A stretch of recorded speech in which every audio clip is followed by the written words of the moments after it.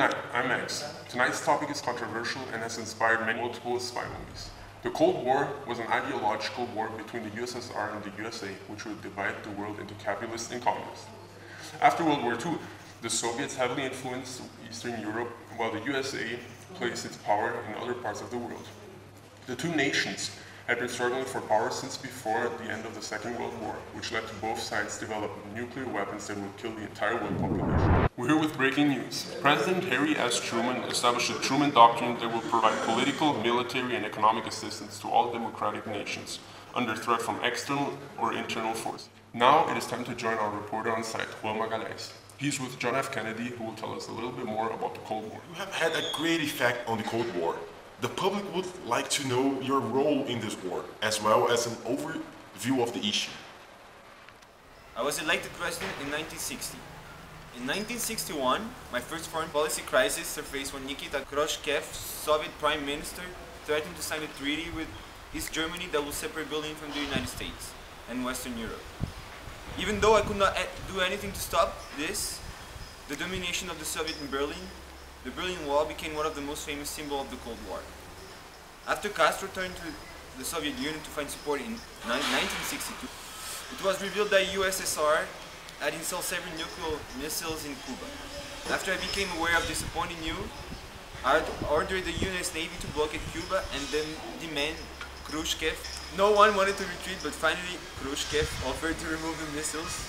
If I ordered the United States to end the blockade, I quickly agreed and removed the blockade. The Cuban Missile Crisis was the closest to the United States, and the Soviet Union came to nuclear war during the Cold War era.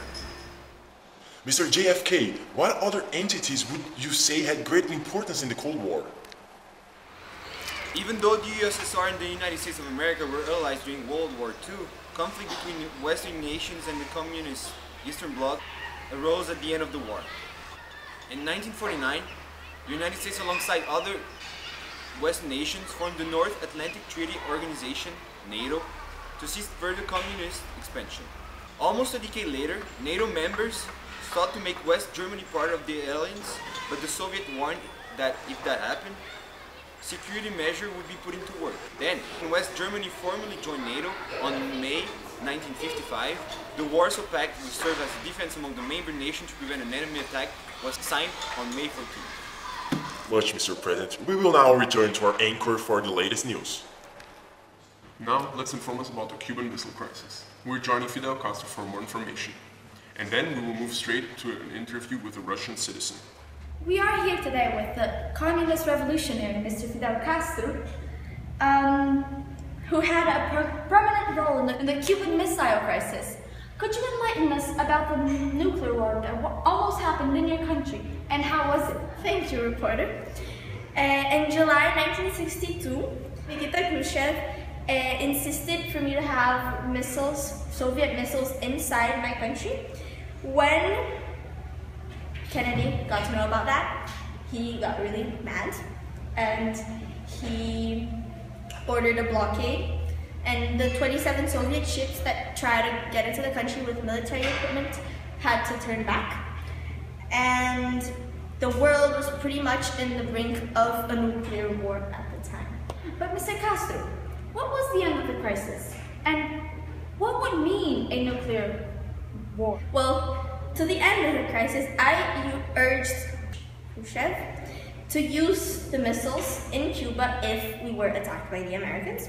But he insisted that he wasn't going to do that unless that from Moscow he and his advisors decided to and told their representative in Cuba. And Kennedy insisted for them to get the missiles out of Cuba and send them away to the war not happen. And he didn't really ask me about it, so I got really mad about that as well. And after the missile crisis, the Americans and the Soviets confronted less and they coexisted more. So they established this line for them to communicate for incidents like that not to happen, so for a nuclear war not to happen after all. Well, thank you, Mr. Castro, for the interview. It was a pleasure meeting you. We hope that you learned something today from the interview, and again, it was a pleasure meeting you. Hi, it is a pleasure meeting you, Miss Laika. Could you please explain what Sputnik was?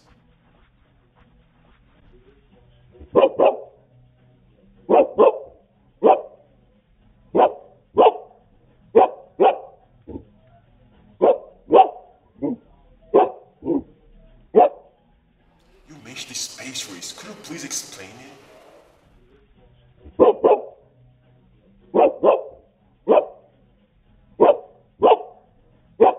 You are the representation of the USSR space race. Do you know the US? How do you feel about your nemesis?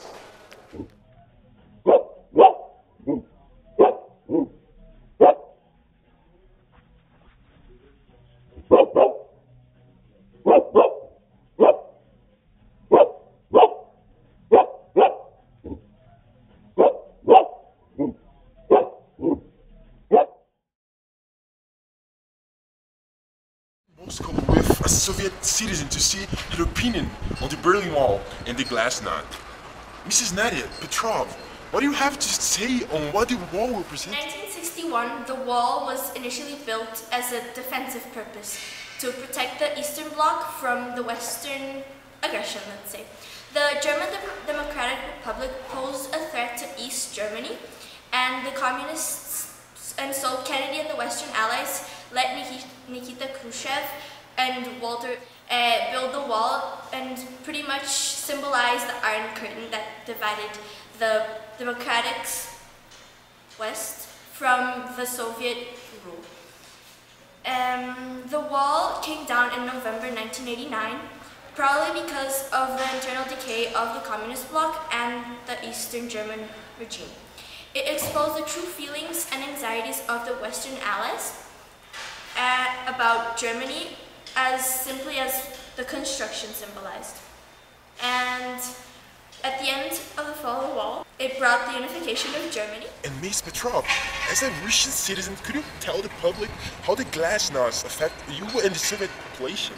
In 1985, Gorbachev called for transparency of the government with the Glasnost, and he pretty much allowed the Russian people to know what happened during Stalin's rule, and pretty much exposed all the Russians did during the wars to the people, and the people ended up losing their faith on the communist ideals, as well as they were pretty much shocked with what they learned about the regime, and they started enjoying more how the Americans and the Europeans lived and led on their lives.